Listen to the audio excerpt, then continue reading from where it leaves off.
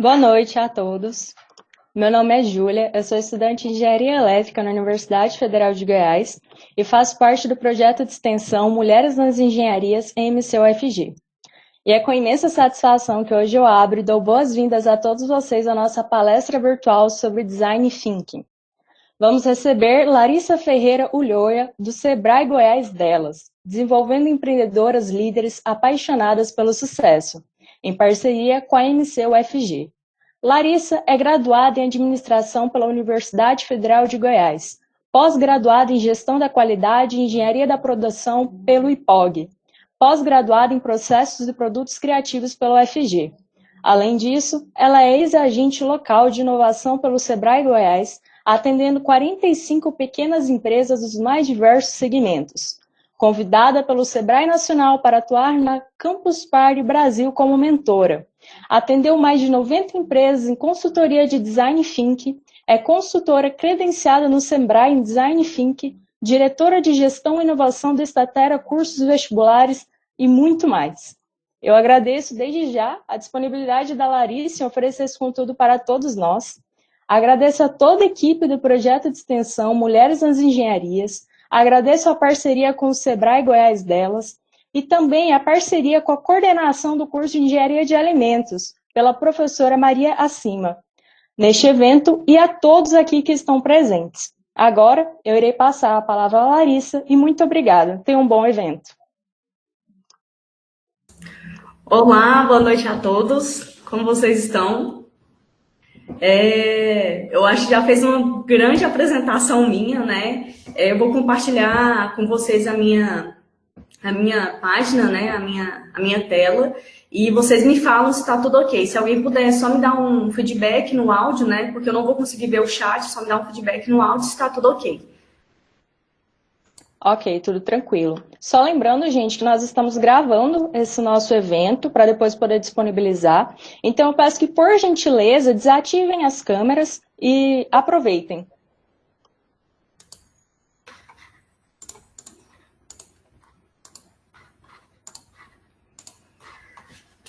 Estão conseguindo ver a tela? Sim. Tá tudo ok? Vamos lá, então. Gente, já fizeram minha apresentação, só vou pontuar alguns aspectos da minha experiência que foram bastante relevantes na minha formação, né, como profissional, como pessoa, e além disso que me deu um vasto conhecimento, inclusive no aspecto de gestão e inovação, né, e também no que tange ao design thinking. Eu tive experiências na Terral, na BR Malls, que são grandes administradoras de shopping center, na Deloitte, que é uma empresa de uma multinacional, né, de consultoria. E o último trabalho que eu executei foi na Cogni, que inclusive foi uma grande experiência que eu tive, porque foi uma empresa que começou como startup, na verdade, e hoje em dia já é uma grande empresa que trabalha com eficiência energética em grandes indústrias, né? E ela desenvolve e personaliza toda uma perspectiva de gestão de eficiência energética em grandes indústrias, né? Fui agente local de inovação também pelo Sebrae, atendi 45 empresas, né? Vocês também falaram, fui da Campus Party, né? Convidada pelo Sebrae para atuar na Campus Party Brasil. Fiz uma palestra na primeira Campus Party que teve aqui em Goiás, né, a versão presencial na época, né. Atuei como mentora na Startup Weekend Catalão. Hoje essas 90 empresas em Design Thinking aumentaram, né, porque eu ainda estou atuando no projeto delas, né, do Sebrae, fazendo esse acompanhamento de várias empresas, né, empresárias, empreendedoras. Sou sócia da Sigma Empresarial, que é a empresa credenciada no Sebrae, né, que eu atuo. E, além disso, eu sou diretora de Gestão e Inovação da Estatera Cursos, que é onde eu estou agora, que é a minha empresa que eu tenho junto com o Anderson e o Eduardo. Vamos lá. Uma coisa que a gente tem que entender é que o mundo já não é o mais o mesmo, né? Por eu estar atuando no segmento de educação, vou usar alguns pensadores aqui, né? E um deles é o Charles Darwin, né? E um dos dizeres dele é: as espécies que sobrevivem não são as mais fortes, nem as mais inteligentes, e sim aquelas que se adaptam melhor às mudanças, né? É interessante observar o quanto que isso está alinhado com a nossa realidade empresarial empreendedora, né? O nosso mercado. E por que eu falo isso? A gente tem que entender que a gente está vivendo um mundo muito acelerado, de várias mudanças, né? E que as empresas que mantêm as mesmas estruturas rígidas e as mesmas estratégias talvez não vão estar preparadas para esse novo mundo, para esse novo contexto. Esse novo mundo, inclusive, chama-se mundo VUCA, né? Que vem do termo em inglês, mas que significa um mundo volátil, incerto, ambíguo, né? E complexo. E a gente tem que entender que o mundo está o tempo todo mudando. Que o pensamento está o tempo todo mudando e modificando. A forma como as pessoas agem, né, se posicionam, a forma como o mercado muda é totalmente de forma muito rápida, de forma muito ágil. E se a gente manter estruturas extremamente rígidas e burocráticas, né, com várias reuniões semanais, sem objetivo e com excesso de planejamento e sem decisão que dê resultado, as novas empresas não vão estar preparadas para esse novo cenário, né, desse novo mundo, desse mundo VUCA. Então, fica o questionamento. O que as empresas devem fazer para garantir competitividade e crescimento nesse novo mundo, nesse novo mercado, nesse novo universo? Eu quero ouvir um pouquinho de vocês. O que vocês acham que as empresas precisam fazer para garantir competitividade e crescimento nesse novo mundo?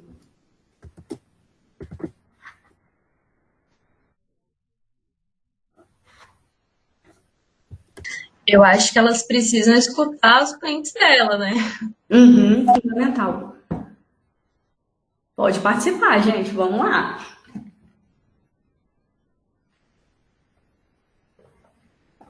Mais ninguém? Posso continuar? O que a Alessandra falou, inovar permanente. Inovar permanente, acho que ela quis dizer. Inovar permanentemente, com certeza. Uma das duas características fundamentais que as empresas devem ter. Elas devem ser ágeis, né? Isso é um princípio básico para esse novo mundo, mas além disso, elas devem ter no DNA delas, por isso que eu coloquei inclusive o DNA aqui, elas devem ter no DNA delas a cultura de inovação, ok? Inclusive, para a gente sobreviver nesse mundo VUCA, a gente deve ter dois comportamentos. A agilidade, sim, mas além disso, nós precisamos ser antifrágeis. O que significa ser antifrágil? É não somente sair de uma crise, né, principalmente a crise que nós estamos vivendo em plena pandemia, mas nós saímos melhores dela, porque nós temos que sair lembrados dela, temos que sair mais fortes, ok? Vamos avançar então. E no final, o que é o Design Thinking? Inclusive, o Design Thinking surge como uma grande oportunidade para esse cenário que a gente vive, né? Para essa situação, para esse mercado que a gente vive, né? Uma primeira coisa que a gente tem que entender é que o Design Thinking não é uma metodologia, né? Embora algumas leituras entendam ele como uma metodologia, ele não é uma metodologia. A gente entende o Design Thinking como uma abordagem. Por que não é uma metodologia? Porque se fosse uma metodologia, a gente entenderia que teria todo um passo a passo a gente seguir, né? E se a gente seguir esse passo a passo, né, da forma como está descrita, no processo certinho, a nossa chance de sucesso é muito alta. Mas o Design Thinking é mais complexo do que isso, porque ele lida com os recursos mais valiosos e complexos que toda e qualquer empresa tem, que são os clientes. Então, a gente entende o Design Thinking como uma abordagem aos clientes, que tem por preposição identificar problemas de forma ágil, né, que é aquilo que a gente vem falando o tempo todo sobre agilidade, né, e buscar soluções de forma coletiva, colaborativa e principalmente criativa, né. Se a gente for pensar num profissional que é designer, a gente fica impressionado com a capacidade criativa que esse designer tem. Design Thinking, se a gente fosse entender no pé da letra, seria a gente ter um pensamento de um designer. Como que a gente desenvolve esse pensamento de um designer? Né? É até interessante observar que quando a gente olha o comportamento do designer, quando ele vê um problema, ele não vê um problema.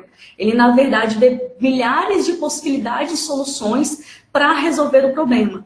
Porque ele tem um olhar criativo, ele tem um olhar ágil sobre a situação. Né? Por fim, a gente não deve ter somente esse olhar criativo e ágil. Nós devemos entregar valor para o nosso cliente e resultado para a empresa. E qual que é a diferença, então, entre valor e custo? Valor é o que o cliente recebe, custo é o que o cliente paga. Então, vamos lá, tem pessoas que procuram por status, né, e pagam caro por esse status. Um exemplo disso é o iPhone. As pessoas querem pagar caro para garantir o status que o iPhone dá para elas, ok? Outras possibilidades é que as pessoas querem a praticidade, querem tecnologia, querem um serviço de transparência nos bancos. Então, elas decidem pagar por essa transparência, decidem ter esse valor de transparência, né? Que um exemplo disso é os bancos digitais que nós estamos vendo hoje em dia. Ok? Posso avançar? Ficou claro o conceito do Design Thinking? Eu vou falar mais sobre ele, não se preocupe, a temática aqui é toda em cima dele, mas ficou claro esse princípio do conceito do Design Thinking? Sim, sim, perfeitamente. Pode continuar. Ok. E aí, a gente entende que o Design Thinking tem 3 pilares: a empatia, a colaboração e a experimentação. Empatia, as pessoas traduzem muito sobre a capacidade de você se colocar no lugar do outro, a capacidade de você se colocar no lugar do seu cliente. Mas eu entendo, principalmente quando utilizo do Design Thinking, eu entendo empatia muito além disso. Eu acho que empatia é a capacidade de você se colocar na alma do seu cliente e de forma mais profunda na compreensão desse cliente, entendendo quais são suas experiências, suas perspectivas, suas expectativas, quais são suas necessidades, quais são suas dores, quais são os ganhos que esse cliente gostaria de ter. Então, você tem que ter um olhar mais profundo no seu cliente. E como que nós fazemos isso? Observando o comportamento desse cliente, tendo um olhar empático para esse cliente, tendo um olhar mais, tendo uma audição, né, mais ativa em cima desse cliente. Então, a empatia é um dos principais pilares que nós teremos no Design Thinking, ok? Outro pilar é a colaboração. Por que a colaboração? O que nós entendemos?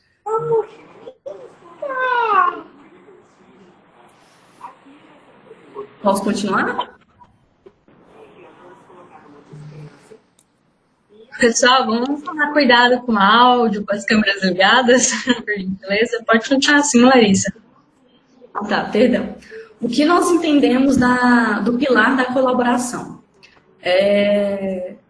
Aqui mesmo na minha empresa, né, na Statero, onde a gente trabalha. Se eu me colocasse somente colocasse apenas eu, né, na verdade, para olhar a situação da minha empresa, identificar problemas, desafios, né, complicações, né, que a gente enxerga aqui no dia a dia da empresa, eu teria o meu olhar, a minha observação. Se eu convidasse os meus sócios, os meus clientes, os meus parceiros, os meus fornecedores a ter esse mesmo olhar sobre a minha empresa, para entender quais são os desafios, quais são os pontos de melhoria, né? Quais são os problemas que eles enxergam, possivelmente, sim, eles poderiam ver os mesmos pontos do cliente. Ou não, eles poderiam ver pontos completamente diferentes. O que a gente entende, então, do pilar da colaboração? Quanto mais pessoas participarem do Design Thinking, mais perspectivas nós vamos ter sobre um problema e, consequentemente, mais possibilidades de soluções. Inclusive, é um dos grandes desafios de toda e qualquer empresa, a questão da diversidade de perfis, de mentalidade e de personalidade dentro das empresas. Né? É como que você consegue alinhar tantas diferentes personalidades a fim de alcançar um objetivo em comum, a fim de alcançar o propósito da empresa, a fim de desenvolver valor para o seu cliente. Ok? Então, empatia e colaboração são os principais pilares do Design Thinking. E agora, experimentação. Queria perguntar uma coisa para o público, né, que está participando. Quanto que vale uma ideia hoje no mercado? Quanto que vocês pagariam por uma ideia?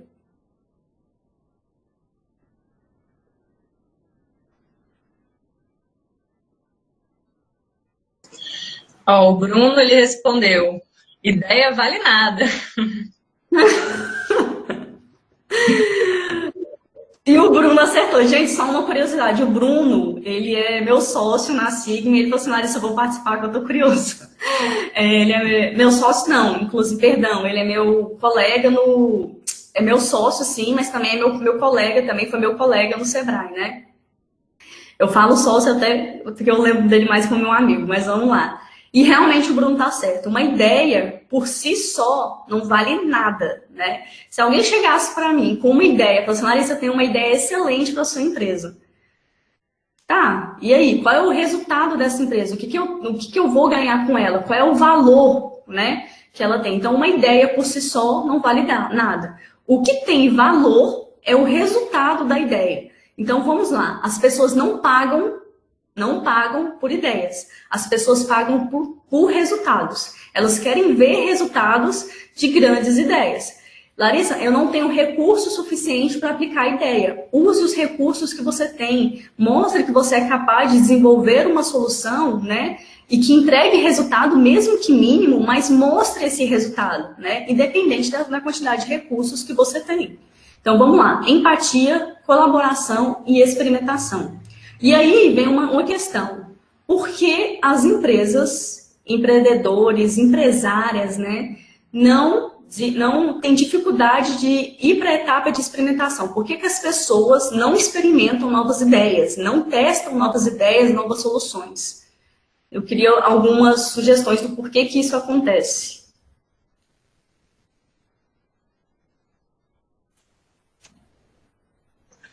Eu acho que às vezes é muito caro você tentar investir em uma ideia e ela não dá certo, não te dá um retorno, então você acaba ficando no prejuízo. Uhum. Excelente. É um dos problemas, inclusive. A Alessandra falou medo de errar.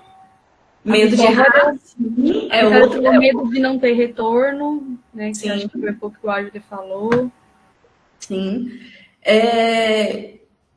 Um dos problemas das pessoas não experimentarem novas ideias são 3 principais problemas, né? O primeiro problema é o ideal de perfeição. Desculpe os homens que estão na palestra, né? Mas as mulheres vão concordar comigo que esse ideal de perfeição é muito evidente para nós mulheres, né? Nós nos cobramos o tempo todo por essa perfeição. Nós nos cobramos para sermos mulheres perfeitas, empresárias perfeitas, amigas perfeitas, mães perfeitas, né?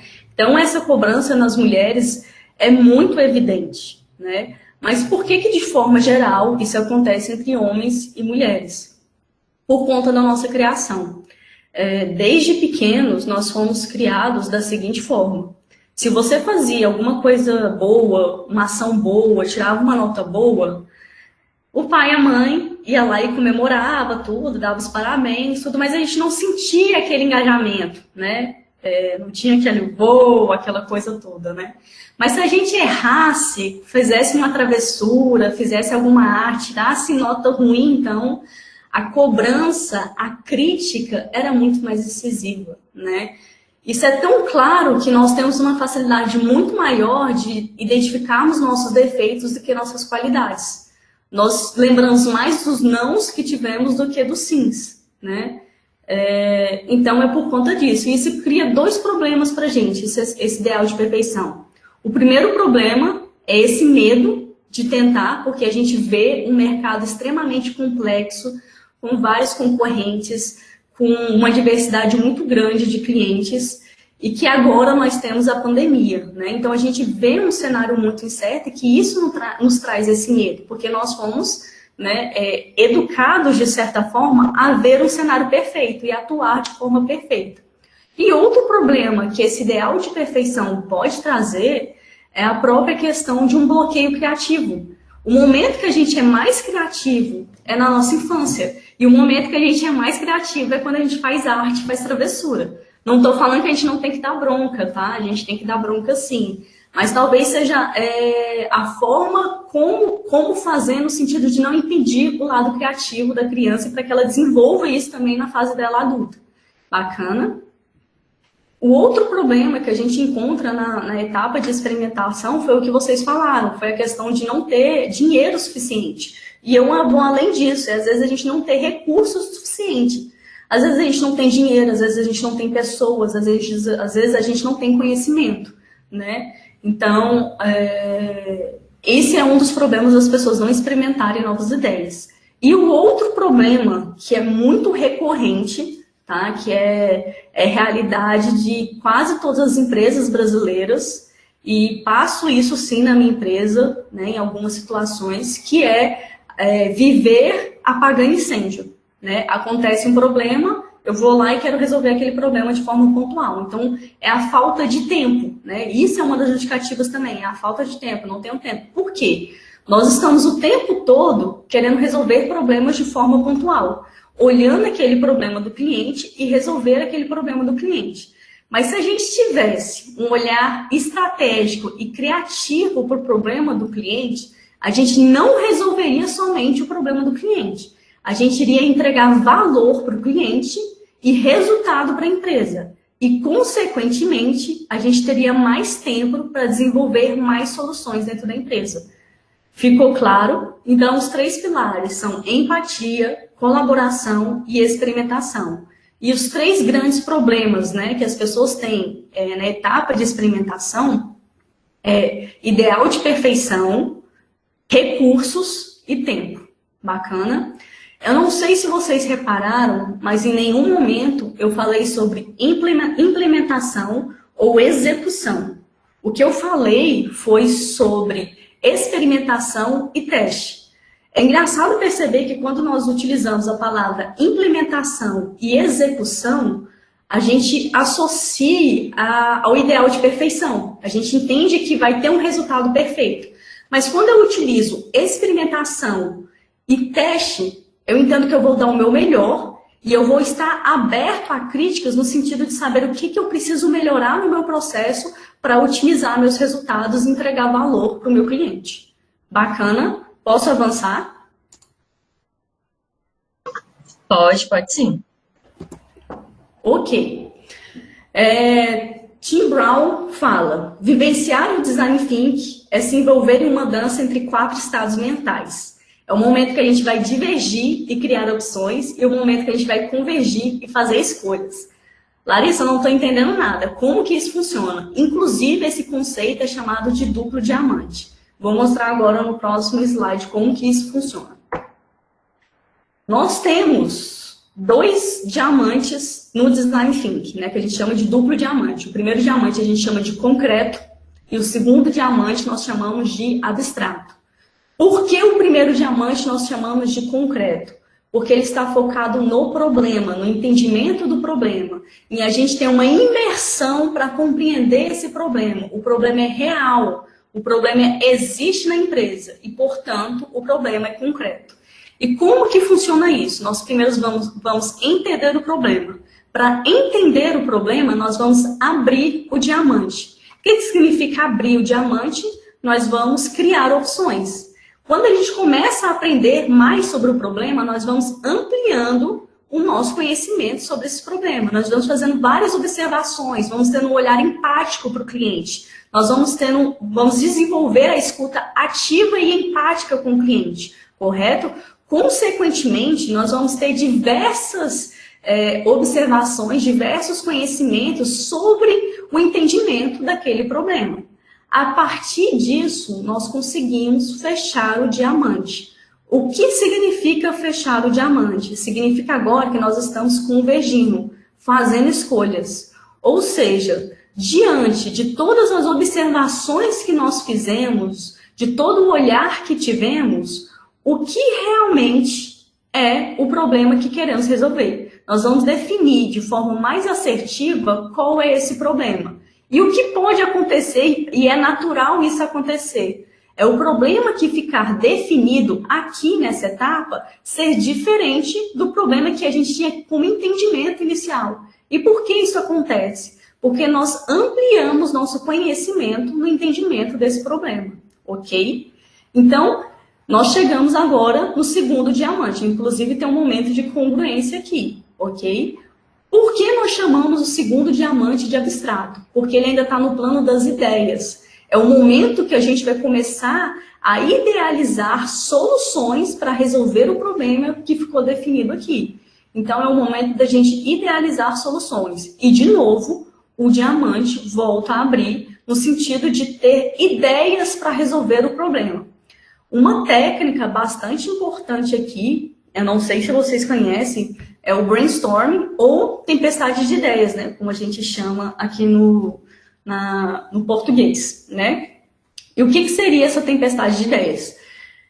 Quando normalmente a gente vai participar de um processo de discussão em cima de como resolver um problema, isso é natural de acontecer nas empresas, acontece na maioria das empresas, que a gente dá uma ideia e imediatamente que a gente dá essa ideia é criticada por alguém da equipe ou pela liderança, né?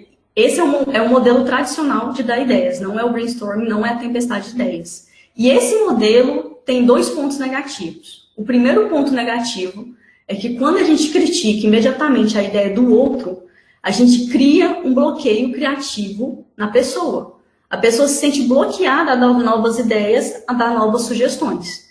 O segundo ponto é que as pessoas têm um sentimento de posse sobre as ideias delas. Então, quando criticamos a ideia do outro, né, a sugestão do outro, ele sente que nós não estamos criticando a ideia dele. Ele sente que nós estamos criticando ele. Eu penso que vocês já passaram isso no dia a dia de vocês e eu penso que vocês devem estar refletindo, realmente isso já aconteceu comigo em algum momento. E qual que é, então, a diferença da tempestade de ideias? A tempestade de ideias é o momento em que a gente dá várias ideias sem criticar. Então, a gente dá todas as ideias, por mais mirabolantes e absurdas que elas sejam. É o momento de ter ideias. Depois que aí sim nós vamos criar um funil das ideias. Aí sim nós vamos desenvolver um olhar crítico.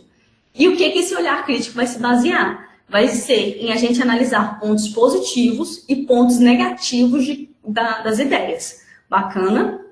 Depois disso, da gente analisar os pontos positivos e negativos das ideias, aí sim nós temos conhecimento para começar a fechar o diamante. Ao fechar o diamante, significa que a gente vai selecionar a melhor ideia proposta. Então, significa que a gente vai prototipar ela. O que é a etapa de prototipar?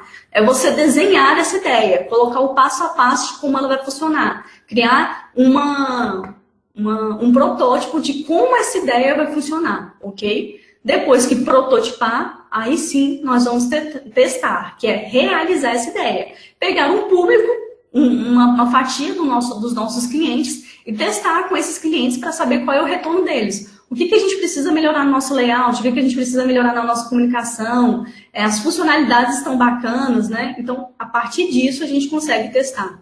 O que acontece na maioria das vezes? As empresas vão de entender até prototipar e não chegam a testar. Isso aqui não tem valor, tá? Para o cliente, isso aqui é só uma ideia. O que tem valor para o cliente é o testar, é o resultado que isso tem. Bacana? Então, vamos avançar. E aí, fica uma reflexão, né? Esteja sempre pensando em como fazer melhor, né? Elon Musk.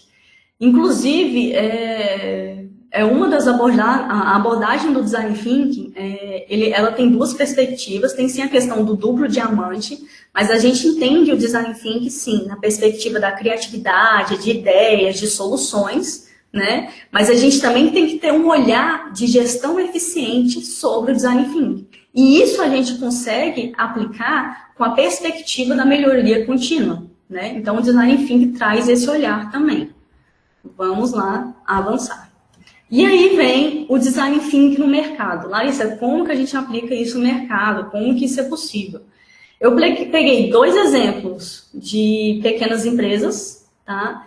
E 2 exemplos de empresas grandes, né, para mostrar que isso é uma realidade viável e possível para qualquer tipo de negócio.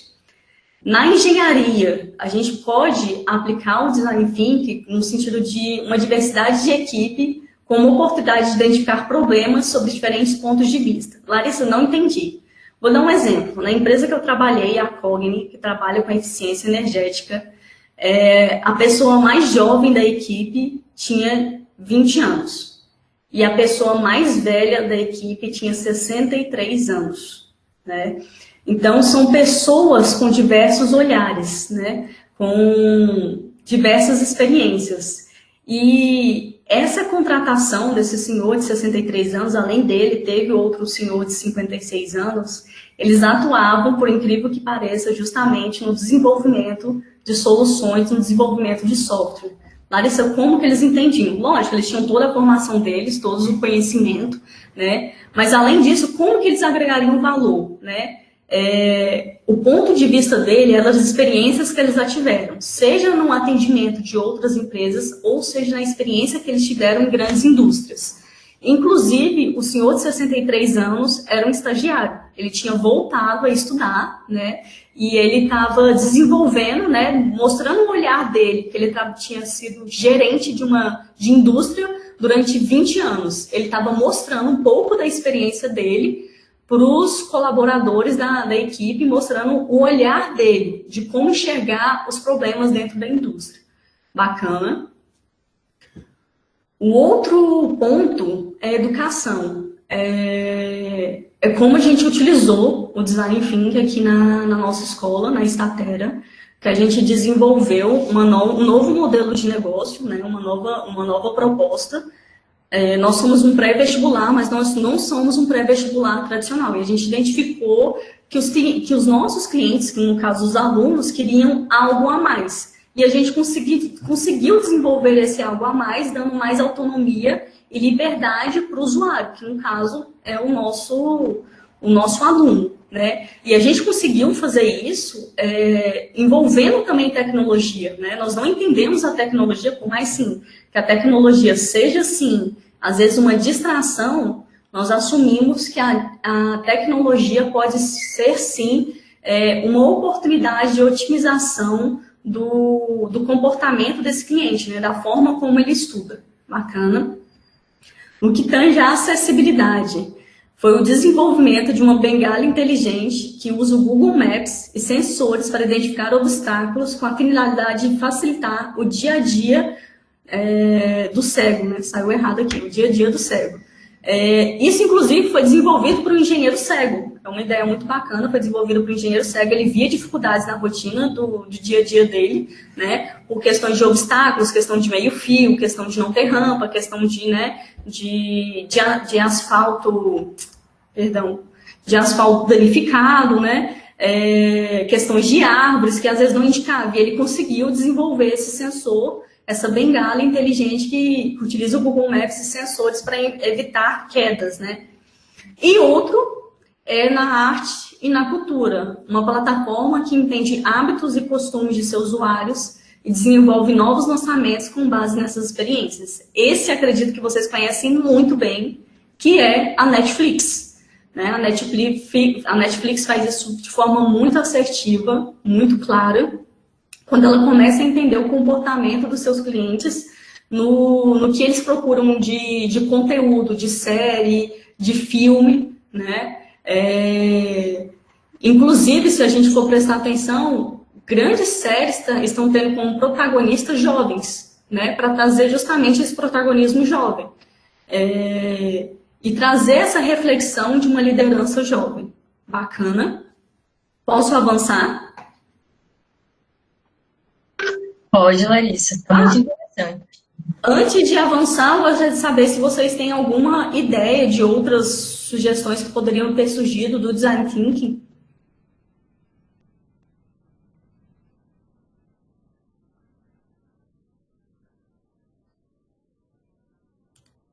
Não? Ok, vou avançar então. A Alicia comentou no chat que o Instagram.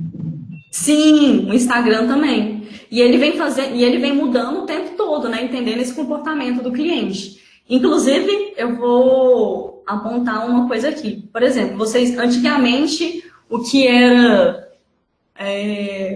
moda pra gente era o... Gente, como é que chama? O Orkut. Não sei se vocês são da época do Orkut, mas todo mundo usava Orkut. Depois veio o Facebook. Todo mundo, algumas pessoas ainda usam o Facebook, né? Até as pessoas mais velhas ainda continuam usando o Facebook no sentido de procurar informação. Hoje em dia, a rede social, né, a mídia social da vez, é o Instagram, que na verdade começou inicialmente como uma mídia social, hoje em dia é mais um meio de relacionamento e comunicação, onde as pessoas vivem utilizando o direct do Instagram para pedir informação ou para comunicar com seus amigos, compartilhar posts, né? E assim a gente vai entendendo o comportamento do cliente e evoluindo, né? Mas aí fica a minha reflexão. Orkut, Facebook, Instagram foram tendência, né? Orkut foi tendência, não é mais tendência, acabou. Facebook ainda mantém sua tendência, mas tende a acabar. O Instagram está no ápice dele, né? Mas vocês percebem que são redes que foram se substituindo, né? Então, o que eu falo? Vá além da tendência, siga a essência. Por que isso? Todas essas redes, sem exceção, têm por objetivo criar vínculo com as pessoas, criar vínculo com o ser humano. E esse é o grande desafio que existe hoje em dia no que tange principalmente ao design thinking. Como que você pode criar soluções que sim, tenha sim um olhar tecnológico, mas que não deixe de entregar valor, sentimento, né, humanidade. Como que nós fazemos isso? Então, eu uso muito essa frase, que a gente tem que ir além da tendência, a gente tem que seguir a essência. Então, a gente tem que ter um olhar para o nosso cliente e entender o nosso cliente, ok? Aqui estão todos os meus contatos, meu Instagram, meu LinkedIn, meu e-mail, meu WhatsApp, podem ficar à vontade, eu fico super disponível. Eu vou compartilhar, inclusive, essa apresentação com vocês, tá? E agora eu me coloco à disposição para perguntas, dúvidas, sugestões. Vamos lá. Boa noite, Larissa. Boa noite. Muito obrigada por essa apresentação. Obrigada também ao Sebrae e ao pessoal da Engenharia de Alimentos pela participação. Espero que haja outras colaborações assim, é muito importante para a gente, do projeto. E eu vou ler algumas perguntas aqui que o pessoal foi fazendo ao decorrer da palestra. A primeira é da Alessandra. Ela comentou sobre algo que você tinha falado, né? Ela falou assim, mas o erro não seria uma oportunidade de fazer melhor e descobrir novas possibilidades? Foi sobre algo que você tinha comentado. Sim, inclusive é uma das etapas, né, do Design Thinking, que é a questão do teste, né? Tanto é que eu falei, a gente não pode usar, não acho válido nós usarmos os termos implementação e execução, porque a gente leva isso ao ideal de perfeição.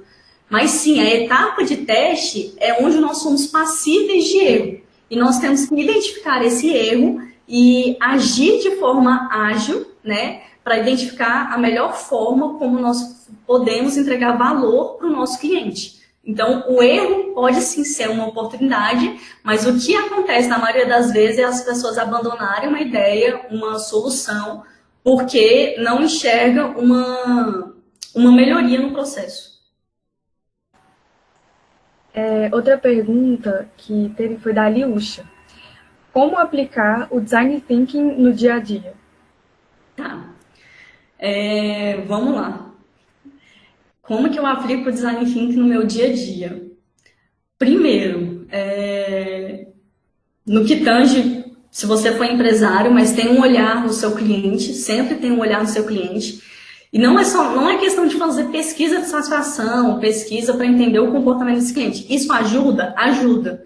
Mas às vezes o cliente pode não ser totalmente honesto, ou às vezes ele não consegue identificar de forma tão profunda o próprio comportamento dele. Então, tenha um olhar empático. Faça realmente a questão de observar o comportamento do cliente e ter uma escuta ativa, né?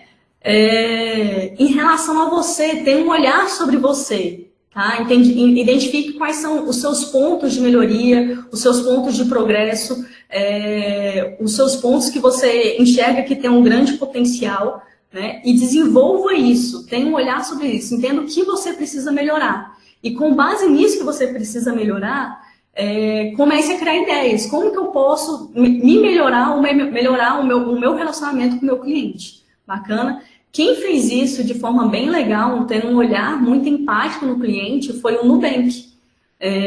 O Nubank, ele, na verdade, foi um aluno que veio estudar aqui no Brasil, e aí ele precisava abrir uma conta em um banco brasileiro para poder receber uma bolsa de mestrado, né?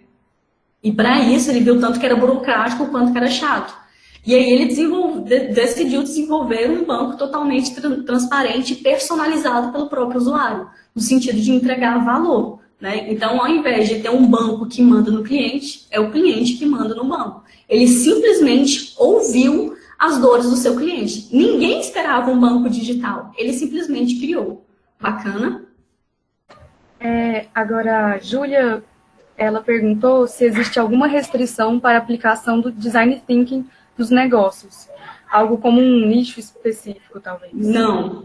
O Design Thinking pode ser aplicado em todo e qualquer nicho. Inclusive, atendi várias empresas de vários segmentos, de vários lugares, né? Atendi pousada, atendi microempreendedor, né? E todos nesses atendimentos, microempreendedor com produção de doces, com questão de delivery de comida, e todos esses eles tendo um olhar sobre o cliente, eles foram identificando melhorias na entrega de valor. Bacana, então pode ser desenvolvido em todo e qualquer segmento. A Liúcha perguntou se o Design Thinking é sinônimo de inovar. Sim, eu entendo o Design Thinking como um sinônimo de inovar ou parte essencial da inovação. Inclusive, eu gosto muito do Design Thinking porque ele não enxerga somente o lado da tecnologia, né, que a gente entende muito inovação somente como tecnologia, mas ele tem um relacionamento muito humano com a inovação. Por isso que entendo, sim, o Design Thinking como, sim, inovação. A Júlia perguntou, o Design Thinking fica prejudicado pelas tecnologias, pela facilidade de descartar uma ideia no processo criativo? Sim e não.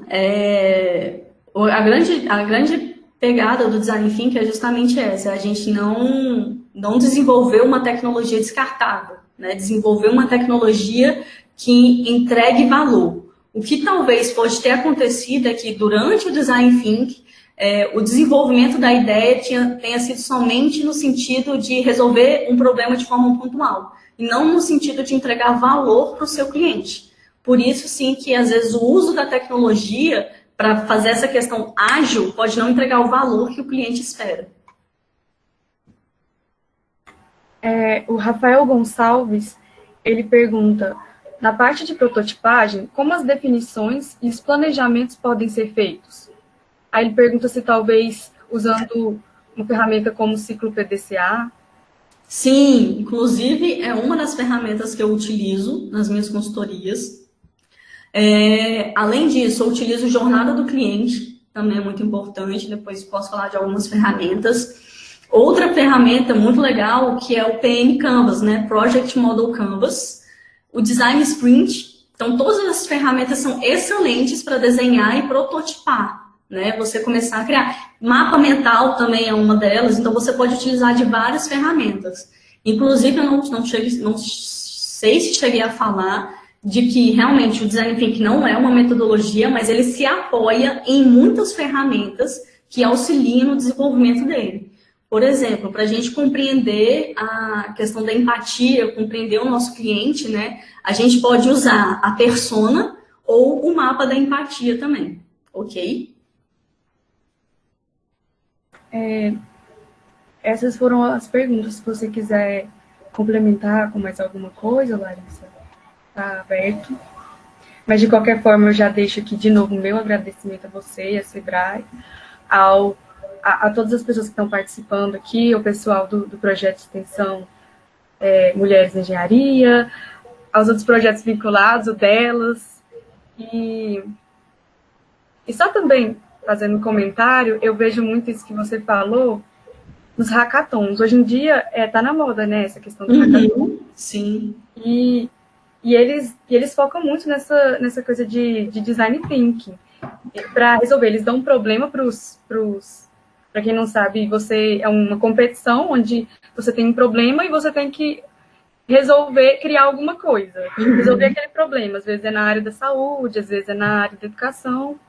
E aí, na maioria das vezes, eles usam design thinking para ajudar o pessoal a encontrar essa solução, né? E eu acho super interessante mesmo.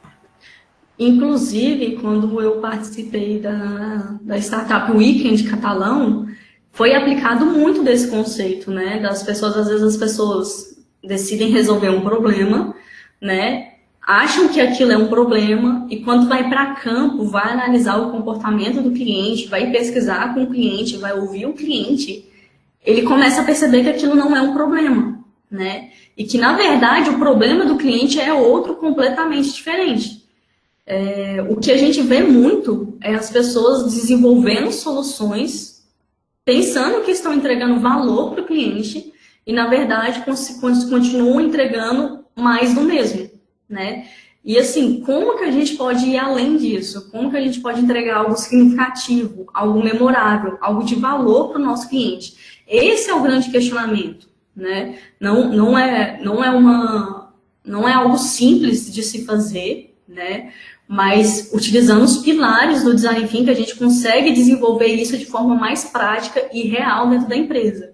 A própria questão da empatia, né, de ter o olhar no cliente, a questão da colaboração, de você ter uma equipe diversificada. Larissa, sou microempreendedora, mas você tem pessoas que participam junto com você tem, às vezes, familiares que conhecem a sua empresa, você tem clientes que já consomem produtos com vocês, né? Você tem seus fornecedores, então converse com eles, entenda o cenário sobre outras perspectivas, né? Inclusive, isso é tão interessante que, por exemplo, na própria arquitetura, foi identificado que dentro de aviões, o problema inicial era cadeirantes, né? A dificuldade de acesso a cadeirantes. Mas perceberam que a grande dificuldade de cadeirantes estava no acesso a aviões. O desconforto que eles sentem em ter um ambiente não acessível, né? De fácil uso. Por exemplo, o uso mesmo o Design Thinking se apoia muito em feedbacks demais, principalmente na etapa de teste e quando a gente está fazendo o próprio brainstorming, né? A tempestade de ideias, onde vai surgir o feedback. Por exemplo, as pessoas vão lá e dão ideias, aí você vai analisar essas ideias sobre pontos positivos e negativos. E quando testar a ideia, junto com o seu cliente, né, uma fatia do seu grupo de clientes, observar qual é o feedback dos seus clientes em relação a isso. Sim, é bom sim ter uma liderança, uma pessoa que acompanha o Design Thinking, alguma pessoa para quem eles possam se apoiar para dar esses feedbacks, né, para dar esses retornos, para dirigir a equipe, né, para conduzir a equipe. Se eu tenho um exemplo da área de eficiência energética para citar, a empresa que eu trabalhei, a Cogni, né, ela faz isso muito bem. A própria equipe da Cogni é muito diversa, né? Tem várias pessoas dentro da equipe da Cogni, homens e mulheres com várias perspectivas, e eles desenvolvem muitas soluções com base no olhar do cliente. Então, eles apresentam, às vezes, uma base de uma solução para o cliente, e ouvindo o cliente enxerga várias melhorias, e eles personalizam aquela solução para o cliente, com a questão de oferecer dados mais assertivos, né? Teve uma situação de uma indústria que a Cogni atendeu, que ele queria algo específico para mensurar o desempenho de uma caldeira, né? E eles conseguiram desenvolver um software totalmente personalizado para a demanda daquele cliente. Mais alguma pergunta? Eu acho que finalizaram, eu vou passar antes de finalizar. A Alessandra perguntou, eu preciso estabelecer metas? Alessandra, é bom, primeiro, definir um cronograma, né? Eu acho que isso é importante, porque senão fica um processo muito solto, uma atividade muito solta, isso é importante. Mas metas seria no sentido de saber quais os resultados que vocês esperavam. A gente esperava tal feedback dos clientes, mas isso não aconteceu. Aí vem a investigação. Por que isso não aconteceu? Inclusive, eu acho que eu não mostrei aqui, Mas o design thinking, por mais que tenha aquelas bolinhas de sequência, ele o tempo todo volta. Então, por exemplo, se a gente identificou que alguma meta que a gente esperasse, né, no teste não foi atingido, o que a gente às vezes precisa melhorar no nosso protótipo? Ou não, o que a gente precisa melhorar na nossa ideação? Será que a proposta das ideias não ficou tão boa? Ou outro processo, será que a gente não entendeu o problema da forma devida? Então, as metas auxiliam muito na perspectiva do teste, em você identificar qual é a meta que você quer atingir no teste. Ok?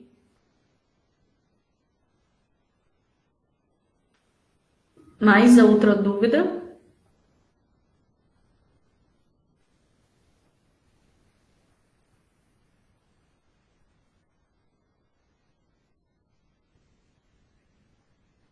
O que você recomenda para as pessoas vencerem as barreiras e dificuldades para treinar práticas de design thinking? Amanda, o primeiro ponto que eu recomendo é o próprio reconhecimento das suas potencialidades, né? Como eu te falei, a gente se apoia muito nos nossos erros, né? A gente se apoia muito nos nossos pontos negativos. Então, o primeiro ponto é você reconhecer suas potencialidades. E depois disso, que você se auto-reconhecer, você começar a identificar a potencialidade da sua equipe, a diversidade de olhares que sua equipe tem, para aí sim você conseguir desenvolver uma nova perspectiva, um novo olhar. Inclusive, o que é interessante a gente entender é que o nosso cliente não é somente nosso cliente externo.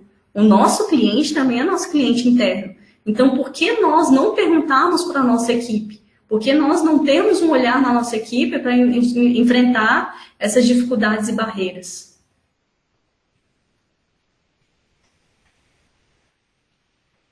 Mais alguma dúvida?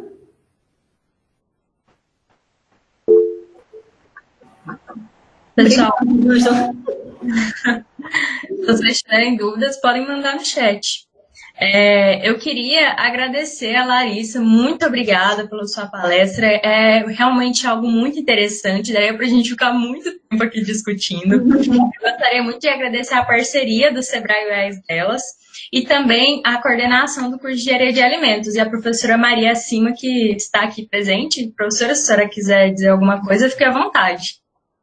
Ela, inclusive, fez uma Então, eu acabei de fazer uma pergunta, se a gente não pode considerar como uma ferramenta.